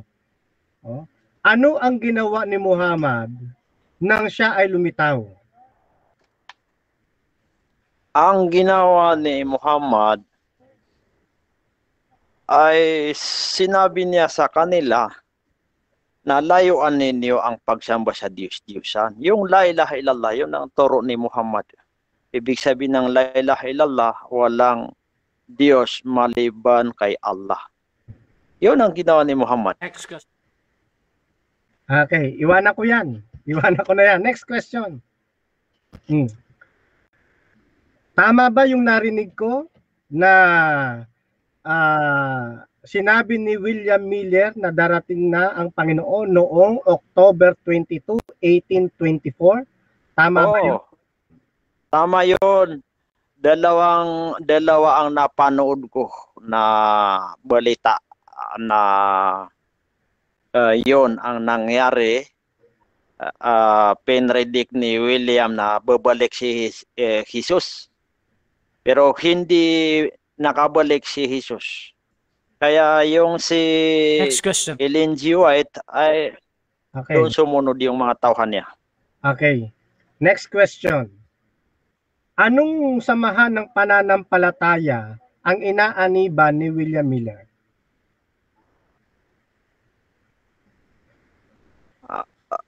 Hindi ko matiyak. Ngunit ang narinig ko kay Reuel kahapon ay mga Orthodox daw yung mga tauhan ni William Miller. Ibig sabihin, Orthodox yung si William Miller. Yun daw ay nag-convert sa SDA. Kaya yun ang masabi. Orthodox. Next question. Okay. Next question. Okay. Sino ang kinakatawanan ng tatlong anghel na binabanggit sa Revelation chapter 12 verse 17? Ano ba yan? Revelation 14, I mean.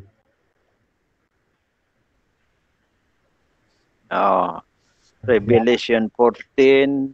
Sandali check ko lang muna. Oo. Basahin mo muna kaya hindi ko memorya sa Revelation 14.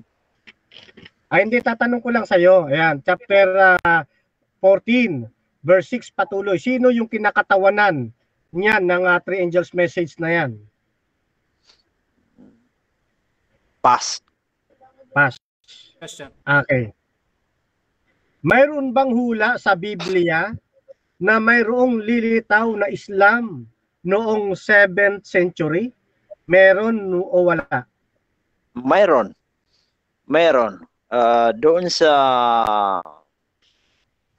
sa Isaiah 29:12 ay nabanggit doon na naibigay ang aklat sa taong hindi marunong pumasa. Yung pagiging propeta ni Muhammad ay sinabi din sa kanya na bumasa ka dahil hindi siya marunong bumasa. Yon ang pag-umpisa ng Islam dahil naging propeta si Muhammad. Kaya hinulaan na sa Biblia na ihahayag ang Quran. Next question. Okay. Ito ba ay hula? Prophecy ba ito? O isa lamang itong statement na binanggit ni Isaias? Hula yan kasi sinabi na yung hindi marunong bumasa ay sinabi sa kanya, bumasa ka. Isinagot niya, hindi ako marunong bumasa. Yun yung si Propeta Muhammad kasi nagkatugma doon sa sinabi ni Anghel Gabriel na bumasa ka. Sinagot niya, hindi ako marunong bumasa. Okay. Doon nagsimula ang Islam. Next question po. Dito sa talatang ito na binasa ninyo, hula ka mo ito para kay kinikilala ninyong propeta. Ang nagsalita po rito ay si YHWH. Sa ibang version ay Yahweh o Jehovah. Yan din ba? Yun pong yan po ba yung paniniwala ninyo na nahumula o nagsugo kay Muhammad? Yan din pong YHWH? Yes or no? Yung Isaiah 21:12. Time stop muna. Anong objection natin? Yes, ang tanong ko ay categorical. Okay. Kung yung YHWH din ba o Jehovah or Yahweh ang siyang nagsugo kay Moises ay kay Propeta Muhammad ayon sa Isaiah 29:12 hanggang 13. Yung YHWH din ba? Yes or no? Yes or no yung ating categorical dito, Bro Ali. Sasagot ka ba sa categorical, bro, or magne-next question tayo? O, sasagot ako. Proceed, bro. 20 No. seconds. Si Yahweh ay hindi Diyos ni Muhammad. Pero kung yung tunay na Diyos ang nagsalita diyan sa Biblia, yung Allah, ay yun ang Diyos ni Muhammad. Next Amo. question. Okay. So, next question. Tinatanggap mo na si Jehovah o Yahweh bilang pagkaklaro sa audience. Siya po ba ang nagsugo kay Muhammad? Hindi si Allah? Yes or Hindi. Ang nagsugo kay Muhammad ay yes or no. No nga, no. Hindi si Yahweh ang nagsugo kay Muhammad dahil ang nagsugo kay Muhammad ay si Allah. Ngunit, yung tanong mo kanina na mayroon bang hula sa Biblia Time. na darating ang Islam, ay yun ang sagot ko. Okay, time na. At dyan natatapos ang ating second stage. Rebuttal at second cross. So, bago natin punahan yung ating conclusion, gusto ko munang i-shout out yung mga nasa live, nagising pa. Meron tayong 14 live viewers. Sir Moderator, wala po bang very good? Siyempre, very good yan. At teka lang ha, naglolo ko yung ating Facebook. Tingnan ko ulit. Oh, very bad. Very bad yan, Okay, very shout bad. out muna sa mga nasa loob din, yung mga nagpuyat. Ito si Ty Ben, si Bro Ruel, si Ezra, si Riowel, si Rod, si Pastor Wimpy. At teka lang. I think meron talagang problema sa Facebook. Tapos kahapon pa to eh. Shout out kay Jmar, kay Inday de los Reyes, kay Haribo Latif, kay Ian Zakir Aziz. Yan, shout out sa iyo. Tsaka kay, hindi na lang siguro ako magbabasa ng comment. Kay Antuken, ayan, Antuken, tapos yung comment niya, good night. So, shout out din kay, yun. So, tuloy tayo mga kapatid at dako tayo sa conclusion natin. Meron tayong 5 minutes dito. Mauna syempre yung ating second speaker, Bro Ali Sultan. 5 minutes para sa yung final conclusion. Alin ang sulpot? Isdeo Islam. Pasok, bro. Conclusion, hindi sulpot ang Islam dahil itong Islam ay hindi itinatag ng tao. Kasi nabanggit sa Quran na si Muhammad ay sinunod niya yung relihiyon ni Abraham. Ang sulpot itong SDA dahil inagaw ito ni Ellen G. White, yung mga tauhan ni William Miller. Sinabi ni William Miller, October 20 to 1824 ay babalik si Jesus. Ngunit dahil hindi nangyari, ay sinabi ni Ellen G. White, mali si William Miller. Naniwala naman yung mga tauhan ni William Miller. Kaya yan, si Ellen G. White, sinerge ko pa sa Google, siya ang nagtatag ng SDA. 4 sila yun, pero nauna si Ellen G. White. Kaya sulpot yan, baguhan baguhan. Ikalawang batayan ko ay itong Islam ay tama ito dahil ang turon niya ay nag-iisang Diyos. Samantala ang paniniwala ng SDA ay Triune God. May kasamang Diyos. Kaya hindi pwede lagyan mo ng kasamang Diyos kasi nakapagtambal ka niyan. Ikatlong batayan ko ay itong SDA ay sulpot dahil nabanggit sa Quran na ang Sabado ay para lamang sa mga Hudyo. Yung nabanggit niya kanina, atake din niya sa Islam. Kailangan na dipinsahin ko yun. Yung sinabi niya, walang aral daw sa mga propeta na Friday. Pero itinanong ko sa kanya, bakit? Bawal ba sa mga propeta na sumamba sa araw ng Biyernes? Umamin siya, sabi niya, pwede naman sumamba yung mga propeta sa araw ng Biyernes. Hindi pa rin umubra yung atake niya sa Islam. Yung mga atake niya kanina, mga nabasa ko yun. Yung pagsasabi niya na moon god, hindi yun umubra. Yung pagsasabi niya na may mga anak ang Allah, hindi yun umubra kasi nabanggit sa Quran, hindi nagkaanak ang Allah. Wala yun. Kaya ang sulpot ang SD dahil yung Sabado ay ginaya nilang yung mga Hudyo. Yung nabanggit sa Quran ay para lang yan sa mga Hudyo. Itong Islam ang tamang relihiyon dahil ito ang pinili ng Diyos na relihiyon. Naitanong ko sa aking katunggali, ito bang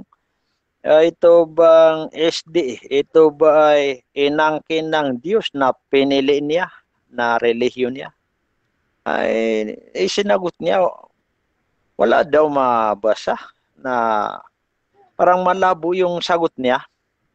Hindi inangkin ng Diyos na relihiyon niya ang SDA. Pero ito sa Islam, inangkin ng Diyos. Sinabi niya, inna dina indallahil Islam. Ang relihiyon kay Allah Islam. Yan ang ibinigay niya sa mga tao. Sabi ng Allah, raditu lakumul Islam wa dina, ang pinili ko sa inyo na relihiyon ninyo ay Islam. Yan ang relihiyon ng lahat ng mga propeta. Walang kuliktahan sa Islam. Yung atake niya kanina, bakit daw may zakat? Yung zakat ay hindi yun iniobliga sa mga mahihirap. Kaya doon lang yun sa mga mayaman, sa isang taon na kailangan magbigay sila ng zakat na Last 1 minute. Last 1 minute. Yung may mga nakaabot yung pera nila doon sa limit. Ang limit, yung 100,000, yun ang pwedeng bigyan ng zakat. Pero kung tama lang ang buhay mo, hindi yun obliga sa iyo ang zakat. Sa Islam, walang kulikta ng pera. Tuwing araw ng Biyernes, pagdarasal, walang kulikta ng pera. Tuwing may ikakasal, walang kulikta ng pera. Tuwing may namatay, walang bayad. Yung namatay, liliguan at idadasal, babalutin ng puti at ililibing agad. Walang bayad. Walang bayad sa Islam. Kaya itong Islam, maganda itong Islam. Yung magbalik Islam, walang bayad din. Kaya maganda itong Islam dahil itong Islam ay makakatiyak tayo dito na paraiso. Kaya yung sinong gusto niya ang paraiso ay mag-Islam siya. Dahil sinabi ni Propeta Muhammad na sino man ang bikasin niya ang la ilaha illallah ay mapaparaiso. Okay, salamat. Okay, so dyan natatapos ang final conclusion ng ating second speaker, Bro Ali Sultan, isang ustad ng Islam. At dako tayo sa ating final conclusion din. 5 minutes, Bro Camacho ng SDA sa topic na alin ang sulpot, SDA or Islam. Proceed, Bro. Okay. Sa patuloy kong pagpapatunay na ang Seventh-day Adventist ay hindi sulpot na pananampalataya sapagkat ito po ay hinango natin at pinatunayan sa iba't ibang mga talata ng Biblia maging sa kasaysayan. Samantalang ang kapatid na Sultan, ang kanyang pagpapatotoo ng SDA ay sulpot, bunga lamang ng chismis na kanya pong inabot. Ano isa sa katunayan, no? May chismis siyang binanggit, mali pa. Sabi niya 1842. October 22. Walang ganong kasaysayan, kapatid. Ang nasa kasaysayan, October 22, 1944. Yan. Alam yan ng mga nag-aaral sa kasaysayan. Kaya kung kukuha ka lang ng chismis, yung tunay na, hindi yung mali. Pamali-mali. Kaya hindi mo napapatunayan ng Seventh-day Adventist sulpot Mana pa, ikaw po ang nagpapatunay na ang inyong pananampalataya sulpot. Tinanong ko ang kapatid kanina na ano ba akako yung pre-Islamic era. Ay sabi niya yung pre-Islamic era wala pang Islam sa panahon ni Muhammad na kanyang nadatnan. Ngayon sunod nating tanong, ano ginawa kako ni Propeta Muhammad nang siya ay lumitaw?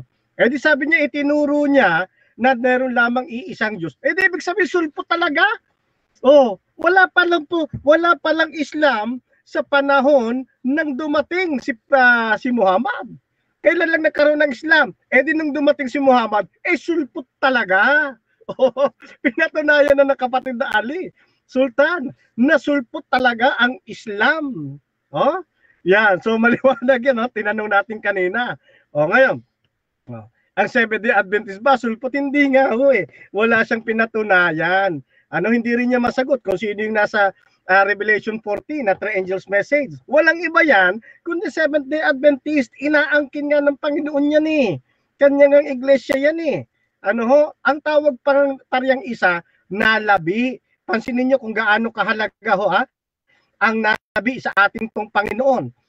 Doon sa Roma 7. Pansinin po ninyo, Roma 7, talata pong Roma 9, talatang 27. Ganito kahalaga ang nalabi sa Panginoon kahit sa panahon ng Israel, tignan ho ninyo. At si Isaias ay sumisigaw tungkol sa Israel. Kung ang bilang man ng mga anak ni Israel o ng Israel ay magiging tulad sa buhangin ng dagat at ay ang nalabi lamang ang maliligtas. Kita po ninyo mahalaga yung nalabi kahit sa bayang Israel Kaya pagdating ng panahong Kristiyano, binabanggit sa atin ang katangian ng tunay na nalabi sa Kapitulo 12, talatang 17 ng Apokalipsis, ay ganito natin mababasa. At nagalit ang dragon sa babae, yung po yung iglesia, at umalis upang bumakas sa nalabi. Yung tinutukoy na nalabi, yun pong iglesia.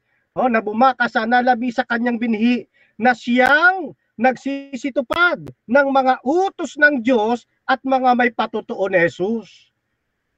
Yan ba ay taglay ng Seventh-day Adventist? Yes!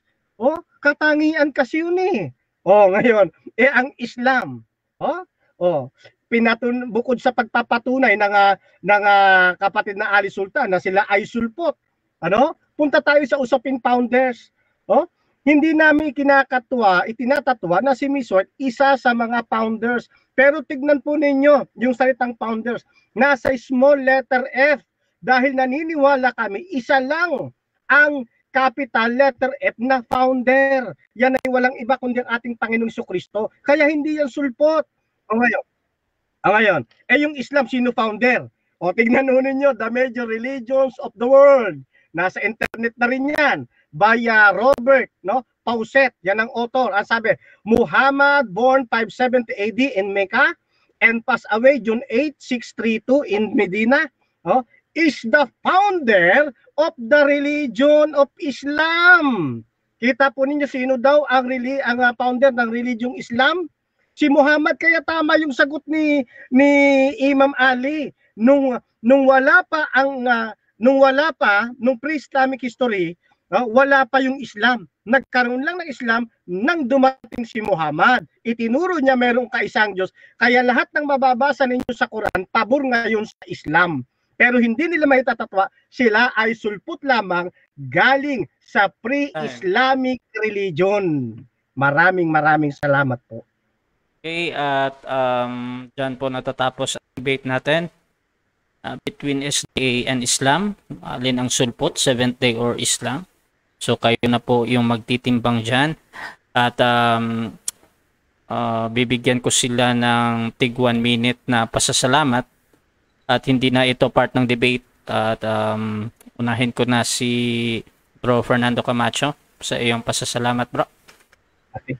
Okay. Patuloy ang atin pong pagluwalhati. Walang mapagsidla ng ating pasasalamat sa ating pong Panginoong Diyos. At ganun din po sa Debaters Convention Group. Ayan.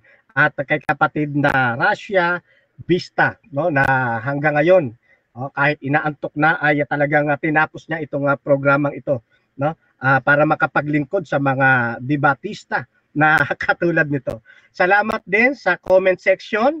Ano man ang inyong komento, yan ay isang malaking karangalan ng inyong abang lingkod. Kaya kapatid na Ben, salamat sa inyong pagsama sa amin dito sa platform. Kapatid na Ruel, na kapatid ko sa pananampalataya, kay kapatid na Ezra ng Born Again, kapatid na Ben ng Patrianism nga pala. At kapatid na Ruel ng Roman Catholic Church, yan, gwapong-gwapo nating kaibigan yan. At kay kapatid na Rod, yan, at syempre kay kapatid na Wimpy. Ayan. So, hindi magiging maayos ang usaping ito kung wala akong maging kadebate. Ang atin pong napakahusay, gwapo, yan, makisig, na kapatid na Ali Sultan, isang debatista ng Islam. Maraming salamat po. Sundan niyo po mga kapatid ang aking channel doon sa YouTube. Type nyo lamang po Fernando D. Camacho Jr. Marami na po kayong mapapakinabangan po riyan. Muli, maraming salamat po sa inyo. Purihin natin ng Panginoon. Hasta la vista. Syempre, bigyan ko din ng 1 minute na pasasalamat yung ating bro Ali Sultan. Pasalamat ka, bro. Okay, nagpapasalamat ako sa unang-una sa Allah na siyang nagbibigay ng mga biyaya. At pasalamatan ko rin itong si Russia Vista, biyayaan siya ng Allah dahil siya ay nagsasakripisyo para malaman ang katotohanan. At itong lahat ng mga nakinig kayo diyan sa live at itong nandito sa Rome, itong si Ventilador, Ruel Celebran, si Rod Lopez, si Wimpitan, si Ruel Teo. At itong si Bro Fernando Baisa Camacho na sana din ay dagdagan ng Allah ang biyaya niya sa kanya. Okay. Yan lang po. Magandang gabi. Okay.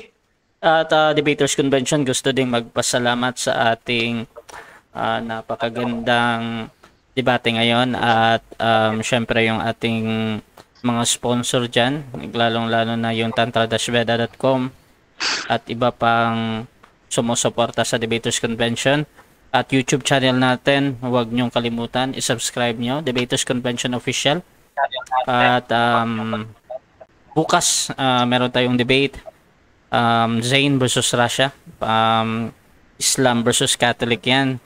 Ang topic namin ay alin yung mas mainam, isang babaeng Kristiyano or babaeng Muslim or Islam. So yun, this is Admin Russia Debaters Convention. We're out.